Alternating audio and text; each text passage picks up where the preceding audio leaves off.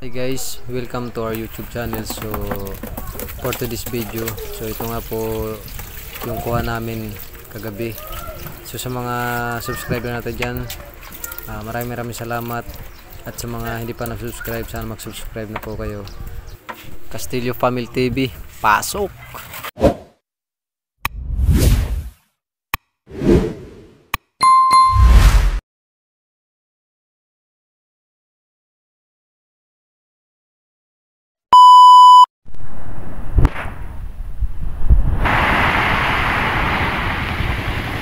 Manaan dala sila. Asa dito soba? Soba. Ka, dagko di baru dito.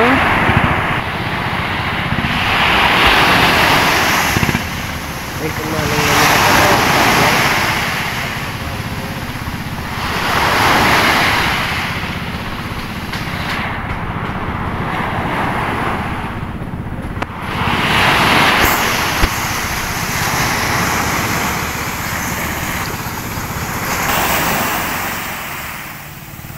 A few moments later.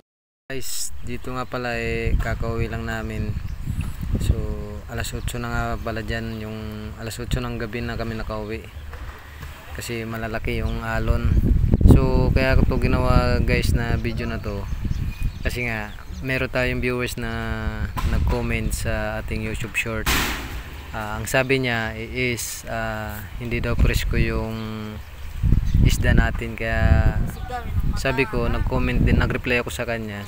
Sabi ko sa reply ko, fresh po yan sir yung isda namin dito. Tsaka ba't naman ako magpo-post sa YouTube kung hindi mga fresh yung isda namin dito. Tsaka alam po yan sa mga mananagat at sa mga nakakakilatis sa isda kung fresh ko hindi. So shoutout nga pala sa mga mananagat.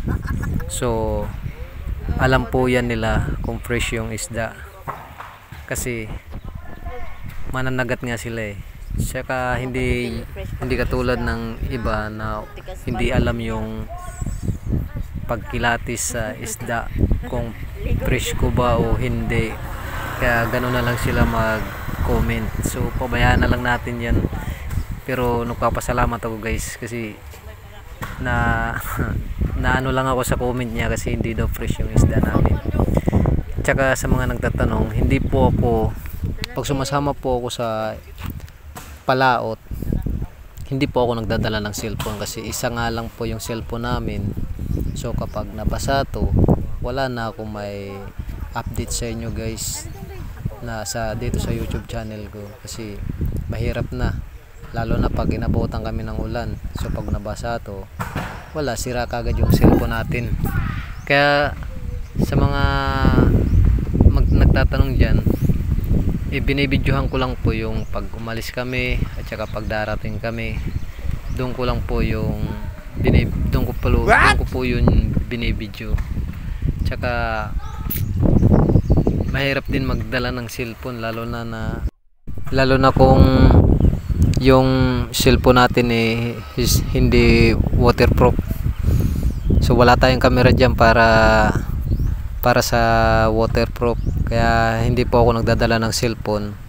So ina-update ko na lang po sa video ko yung pagdarating kami galing sa dagat sa gabi kasi pumapalaot po kami pagka alas 5 ng hapon. Darating po kami minsan is alas 7 ng gabi or alas 8 ng gabi, lalo na kung malalaki yung alon. Maaga po kami nagbibira ng ng lambat.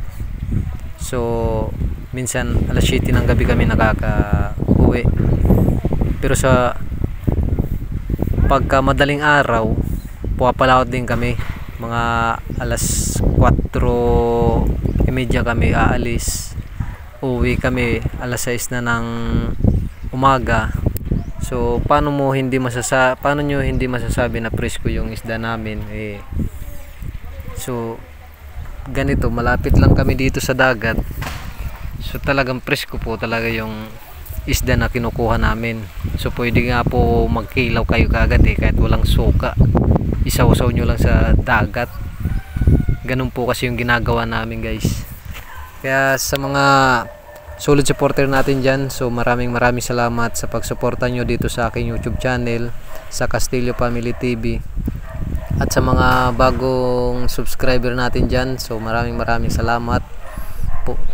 At saka sa mga hindi pa nag-subscribe, sana mag-subscribe na po kayo at sana suportahan nyo po yung YouTube channel namin.